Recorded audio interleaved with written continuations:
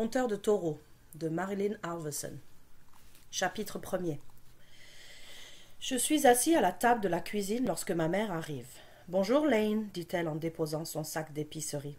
« Tu fais déjà tes devoirs ?» demande-t-elle avec un sourire étonné. « Es-tu certain que ça va ?» En temps normal, je lui rendrais son sourire. Maman doit toujours me harceler pour que je fasse mes devoirs, et c'est devenu un sujet de plaisanterie entre nous. Mais cette fois-ci, je n'arrive pas à sourire. Je suis trop nerveux. « Ce ne sont pas mes devoirs, dis-je lentement en levant les yeux. Elle hausse les épaules et range la laitue dans le frigo. « Non ?» demande-t-elle d'une voix distraite. « Qu'est-ce que tu fais alors ?» Ma gorge se serre. Je remplis un formulaire d'inscription pour le rodéo du mois prochain. Son sourire s'efface aussitôt. Je m'y attendais. C'est le même scénario que les 2 fois précédentes. Mais cette fois-ci, ce ne sera pas tout à fait pareil. Parce que cette fois-ci, je ne vais pas revenir sur ma décision. Maman ferme lentement la porte du frigo et s'approche de la table. Elle ne me quitte pas des yeux jusqu'à ce qu'elle ait ramassé le formulaire. Puis, elle le regarde, le froisse et le jette sur la table. « Non, Lane, dit-elle en me regardant droit dans les yeux. Il est hors de question que tu montes un taureau. Tu sais ce que j'en pense. » Je le sais très bien. Nous avons eu cette conversation tant de fois que j'ai l'impression de voir une reprise de séquence à la télé. Mais cette fois-ci, je ne me laisserai pas faire. Ouais, et tu sais ce que j'en pense aussi.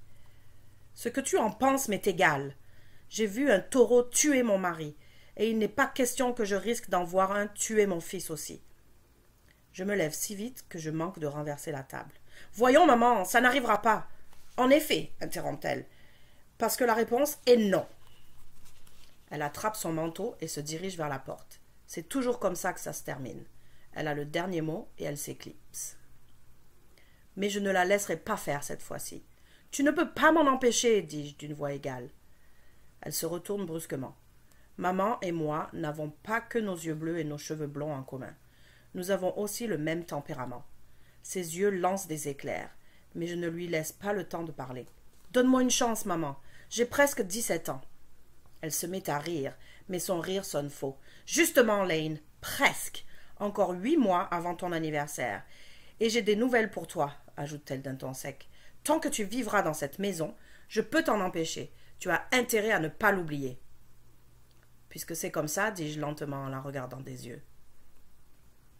Je peux toujours aller vivre ailleurs, mais je vais monter un taureau. Je prends soudainement conscience de la situation. Je viens de m'acculer au mur. Et si elle me prenait au mot? Je n'ai aucune envie de partir. La vie au ranch n'est pas de tout repos. Je travaille de longues heures et j'ai beaucoup de responsabilités. Mais c'est la seule vie que je connaisse, et je ne suis pas prêt à y renoncer. Maman et moi, nous échangeons des regards furieux. Elle se sent peut-être coincée, elle aussi. Serait-elle assez tenace pour me mettre à la porte si je m'inscrivais quand même au rodéo? Tout d'un coup, elle regarde sa montre, sursaute et pique un sprint vers la porte. Je suis soulagée que nous n'ayons pas le temps de continuer cette discussion. Ma mère est infirmière et travaille le soir à l'hôpital de Green Tree. Les exigences d'un emploi stable et les corvées du ranch lui demandent beaucoup, mais elle n'a pas tellement le choix. Le ranch ne rapporte pas assez pour nourrir une famille. Je l'entends démarrer la Jeep et partir en trombe. Si je faisais revoler autant de gravier, j'aurais sûrement droit à un sermon. Je ramasse le formulaire et le défroisse. Il est en mauvais état, mais il fera quand même l'affaire. Génial. La voix derrière moi me fait sursauter. C'est Terreur, évidemment, ma jeune sœur.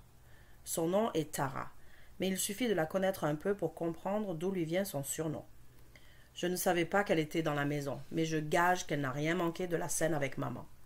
« Qu'est-ce que tu veux dire ?» dis-je d'une voix hargneuse. « Tu ne penses pas que maman a suffisamment de préoccupations avec le ranch sans que tu en rajoutes? Ça, c'est le comble. Elle voudrait que je me sente coupable. Elle, la spécialiste des désastres. Ses aventures l'ont déjà menée à la salle d'urgence 2 fois cette année. « Laisse-moi tranquille, Terre, dis-je, d'un ton bourru, en me dirigeant vers ma chambre. Je passe une vieille chemise. Ce que j'ai l'intention de faire use les vêtements en un rien de temps. Lorsque je me tourne, la coupure de journal épinglée au mur attire mon attention. Elle est là depuis si longtemps qu'elle est jaunie, mais le titre est toujours aussi invisible. à une victoire du championnat. La photo est claire. Mon père, la bouche fendue jusqu'aux oreilles, après avoir récolté un 87 pour son avant-dernière monte au final national, celle qui devait être l'avant-dernière monte de sa vie. Sa main est restée prise dans la sangle après que le taureau suivant l'a démonté. Les clowns ont bien fait leur travail. Ils ont réussi à distraire le taureau et à desserrer la sangle, mais il était trop tard. Le taureau l'avait piétiné à mort. C'était il y a 6 ans, mais on dirait que c'était arrivé hier. J'avais 10 ans et mon monde s'est écroulé. Mon père parti, j'ai ressenti un grand vide et j'ai cru que rien ne pourrait jamais le combler. Je restais éveillé la nuit, songeant à l'importance de ce championnat pour lui et à la façon dont la victoire lui avait échappé. Une idée avait lentement fait son chemin. Mon père ne pourrait jamais remporter ce championnat, mais il pourrait y accéder par personne interposée. Son fils pourrait le faire à sa place. J'y pense sans cesse depuis, mais ce n'est pas facile. J'ai monté beaucoup de bouvillons. Je participais déjà aux épreuves pour jeunes du vivant de mon père et j'ai continué. Maman ne s'y est jamais opposée. La monte du bouvillon n'est pas tellement dangereuse. Les bouvillons aiment à ruer et peuvent vous donner un coup de sabot par accident après vous avoir démonté. Mais ils sont beaucoup plus petits que les taureaux. Tout ce qu'ils veulent, c'est se débarrasser de vous, tandis que certains taureaux, surtout les zébus, semblent vouloir vous achever une fois que vous êtes à terre. J'ai passé l'âge de monter des bouvillons. Il n'y a qu'une autre façon d'apprendre à monter un taureau. Il faut monter un taureau. Et pour ça, j'ai besoin de l'aide de Jana Kelvin. Nous sommes bons amis depuis l'école primaire. Ces dernières années, j'ai aussi commencé à remarquer qu'elle est une fille. Mais pour l'instant, ce qui importe le plus, c'est que le père de Jana élève des taureaux de rodéo. Il a aussi une grande arène intérieure où on peut les monter. Je place mon pan de chemise dans mon jean et me dirige vers la porte. Mes terreurs me rejoignent à mi-chemin de la cuisine. « Tu vas à l'arène des Kelvin, Lane ?»« Qu'est-ce que ça peut te faire ?» dis-je d'un ton hargneux. Elle n'est pas censée savoir que j'y vais. « Ça m'intéresse, dit-elle, parce que si c'est le cas, tu pourrais attacher la remorque et nous emmener avec toi. »« Rambo et moi. Je veux l'entraîner à la course au baril. » Terreur et Rambo. Le couple idéal. Rambo est son cheval et ce nom lui convient parfaitement. C'est une bête magnifique, mais pas assez futée pour se mettre à l'abri de la pluie. Il est assez rapide pour la course au baril, mais je ne crois pas qu'il réussira. Il est trop têtu. Il finira par sauter par-dessus les barils plutôt que de les contourner. De toute façon, il n'est pas question que j'emmène ce cheval-là où que ce soit. La dernière fois qu'il est monté dans la remorque, il l'a presque défoncé avec ses sabots. Et je ne veux pas plus emmener Terreur que son cheval.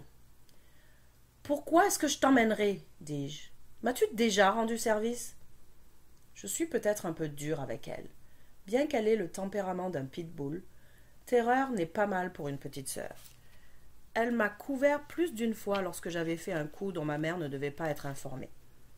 Et bien que j'hésite à l'admettre, je suis assez fière d'elle. Elle n'a aucune crainte des animaux et peut monter n'importe quel cheval. Je soupçonne que si elle était un garçon, elle pourrait remporter une épreuve de monte de taureau bien avant moi. Mais en ce moment, je n'ai aucune envie d'être gentil. La discussion avec maman m'a rendu maussade. « Je t'ai rendu plein de services, riposte-t-elle d'un ton menaçant. Mais ce qui devrait t'inquiéter, c'est ce que je vais faire si tu ne m'emmènes pas. »« Oh, vraiment ?» dis-je d'un ton méprisant. « Je meurs de peur. » Elle hausse les épaules. « D'accord, puisque c'est comme ça, » dit-elle en s'éloignant. Je la laisse faire une douzaine de pas avant de céder. Il peut être risqué de supposer que Terreur ne fait que bluffer. « Alors qu'est-ce que tu vas faire ?» Dire à maman que Jana Kelvin te laisse monter les taureaux de son père. Sur ce, nous allons embarquer Rambo dans la remorque.